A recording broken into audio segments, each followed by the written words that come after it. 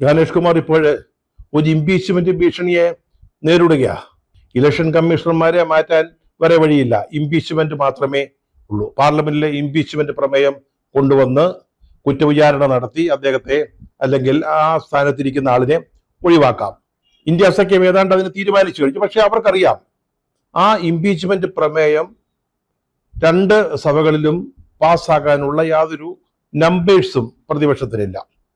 നമ്മുടെ ഇപ്പോഴത്തെ വ്യവസ്ഥകൾ അനുസരിച്ച് ഓരോ സഭയിലെയും അംഗസംഖ്യയുടെ ഭൂരിപക്ഷവും ഹാജരായി വോട്ട് ചെയ്യുന്നവരുടെ 2/3 ഭൂരിപക്ഷവും ഈ പ്രമേയത്തിന് ലഭിച്ചാൽ മാത്രമേ അത് പാസ്സാവുകയുള്ളൂ. രണ്ട് സഭകളും പാസ്സാക്കുകയും വേണം. അപ്പോൾ അതിനുള്ള സാധ്യത വളരെ കുറവാണ്. പക്ഷേ ഇതുപോലെ ഭരണഘടനാ സ്ഥാപനങ്ങളിൽ ഇരിക്കുന്ന ഒരു വ്യക്തി ഇംപീച്ച്മെന്റിനെ നേരിടേണ്ടി വരിക എന്ന് പറഞ്ഞാൽ അതൊരു ചെറിയ കാര്യം ആയിരിക്കില്ല. അതിനാണ് ഇപ്പോൾ പ്രതിപക്ഷം ഒരു തീരുമാനം എടുത്തു കഴിഞ്ഞിരിക്കുന്നത്.